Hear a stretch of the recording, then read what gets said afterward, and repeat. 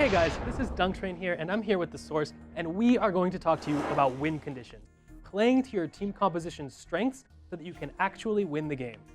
The first clip I'm going to show you is a team not doing that quite right. They've built a slow fight composition that wants to harass, and they end up taking a hard engage into an Uther composition.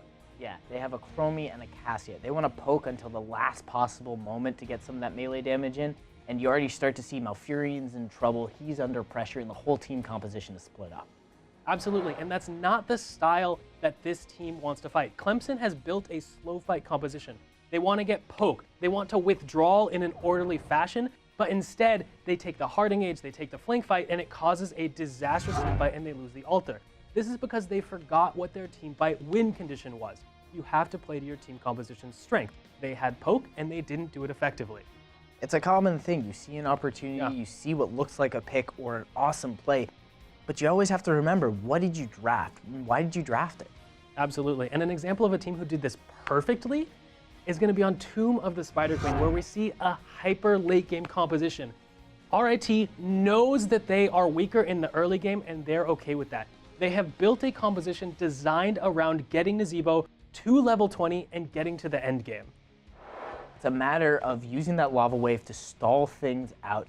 And we see they start to take some damage, they start to lose some players, but they only end up losing 2 people. They're able to maintain some of their gems, and it's all about the waiting game. If they can get to 20, if they can get Nazeebo to be a monster, they'll be unstoppable. Absolutely. This composition from RIT is all about managing your losses and mitigating those losses, because you know you have a weaker early game. But what you're going to do is to look to get to the late game where their composition excels. So we're going to see a clip where later in that same game, they go to the late game, they realize they're at their moment, they're post 25. You can take this fight because you've built a hyper scaling composition. And you don't scale much better than this as a Nazeebo. Level 25, 33 minutes into the game. It's a difficult boss fight and it doesn't look to be in their favor, but look at Meat Moob get destroyed by the Nazeebo. Absolutely. This is an example of RIT playing to their composition's strengths.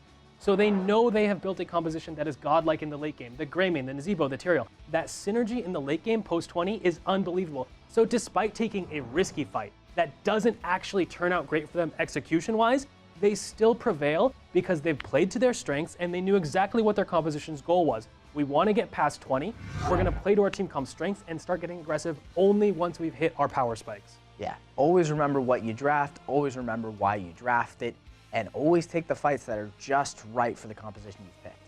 This has been Win Conditions. Make sure you play to your team composition's strength and do what your game plan is. And make sure you guys post a comment down below and let us know what you'd like us to talk about next time.